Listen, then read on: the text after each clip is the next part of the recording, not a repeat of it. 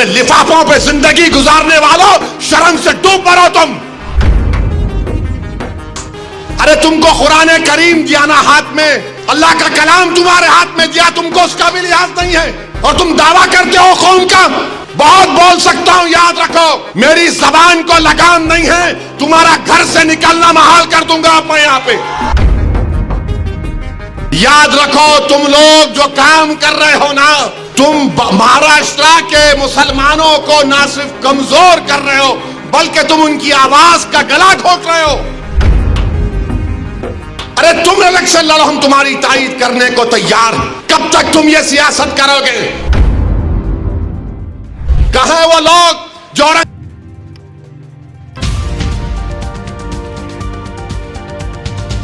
अस्सलाम वालेकुम, आदाब दोस्तों, मैं हूं शम्स सईद और आप देख रहे हैं हर खबर आप तक। दोस्तों, जो खबर आज आपसे साझा करने वाला हूं और शेयर करने वाला हूं वो आपको बता दें कि दो बड़ी हस्तियों से जुड़ी है।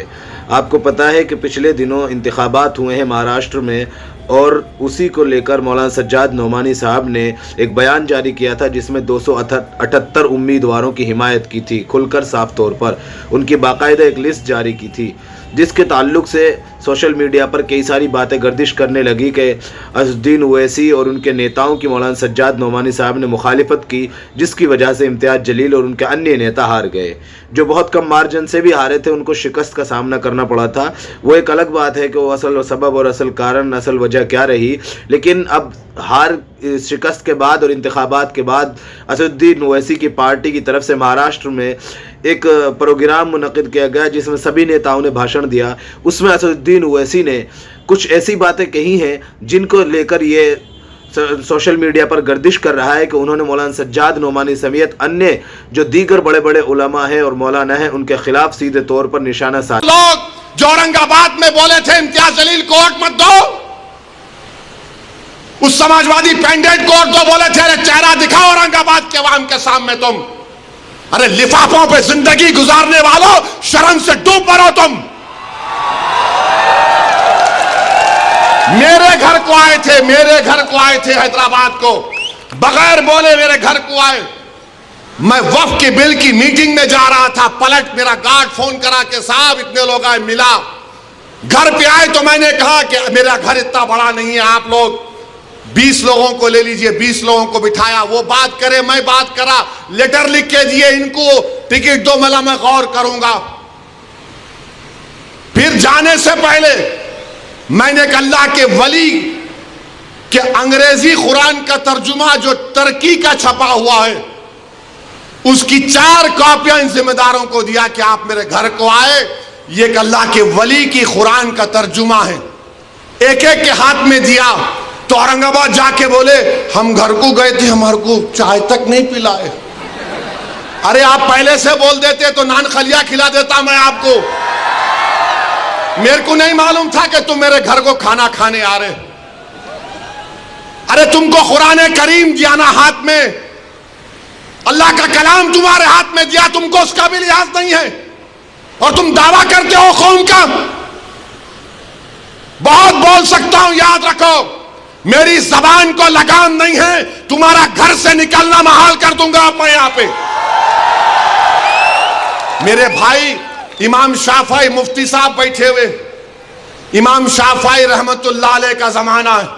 एक दौलतमंद ने कहा कि अगर अल्लाह मेरे को बेटी देगा तो जब उसकी शादी करूंगा दीन और दुनिया की दौलत उसको दूंगा। जब बेटी की शादी का मौका आया, उलमाए किराम के पास गया। उलमाए किराम ने कहा कि नहीं, तू नहीं दे सकता, दीन और दुनिया की दौलत तो कैसे देगा, तेरी कसम गलत हो गई। इमाम शाफई के पास गए, इमाम शाफई बोले बहुत आसान है। इमाम शाफई रहमतुल्लाह अलैह ने कहा तेरी बेटी की शादी कब है? उसने कहा फला दिन है। बोले मैं आ रहा हूं, चला जा। इमाम शाफई पहुंचे, इमाम शाफई रहमतुल्लाह अलैह ने कहा कि आसान है। वो बोला कि हज़रत शादी तो हो गई, क्या है बताओ।